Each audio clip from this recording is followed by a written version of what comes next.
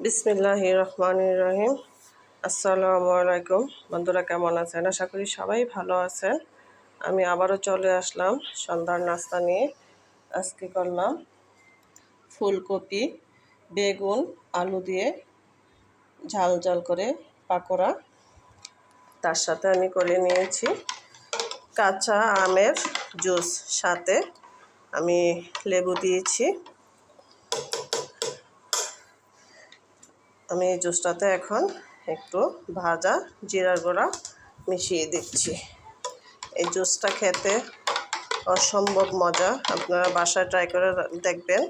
আমি কাঁচা আমটা ফ্রোজেন করে রেখেছি হালকা গরম পানিতে ধুয়ে, তারপর এটা রেখেছি। এটা কালারটা এরকমই থাকে। এটা অসম্ভব মজা, আপনাদেরকে আমি দেখাচ্ছি।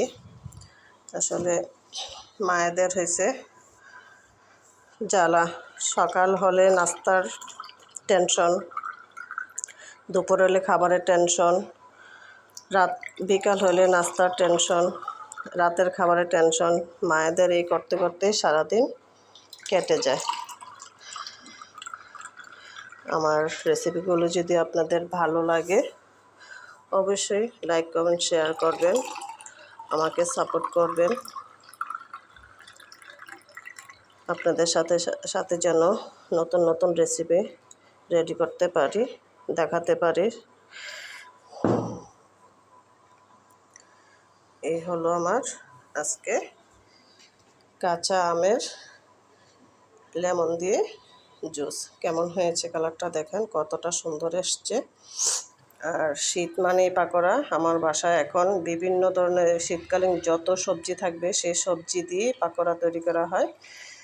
আপনাদেরকে অবশ্যই রেসিপিগুলি শেয়ার করব। সবাইকে জানাচ্ছি শুভ সন্ধ্যা। আমার ভিডিওগুলি ধৈর্য ধরে দেখার জন্য আপনাদেরকে অনেক অনেক ধন্যবাদ। আল্লাহ হাফিজ।